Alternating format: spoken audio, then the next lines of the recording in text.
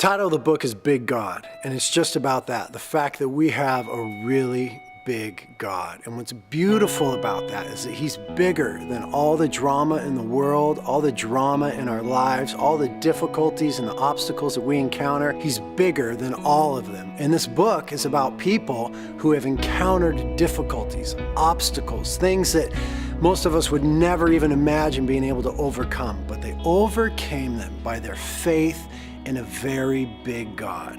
We draw our material for this book from Hebrews chapter 11, which is known as the Hall of Faith, kind of a play on the term Hall of Fame.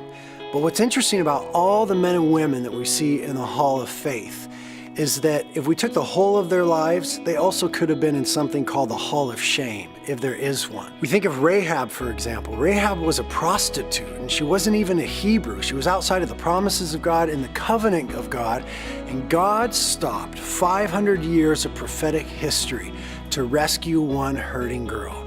And he takes this prostitute who had faith in this big God, and she becomes a member of the community of faith. She becomes an ancestor of the Messiah.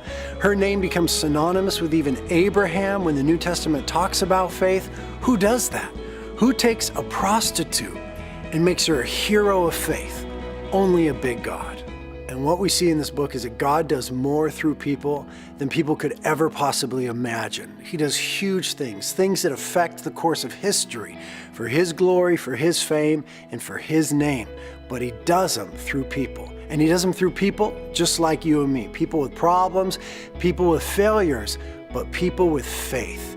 And this book is about a God who's big enough for us to have great faith in. Just about the time that the manuscript for this book was being finished, my wife and I found out that our 5-year-old daughter, Daisy Love, had stage 3 cancer. And that sort of thing rocks your life. And it's something you never imagined that you would encounter. And we begin to experience just how big God was when we found out that our little daughter had cancer. Your problems are only as big as your God isn't. And the Bible reveals a God who is bigger and more loving and more beautiful than we could ever imagine.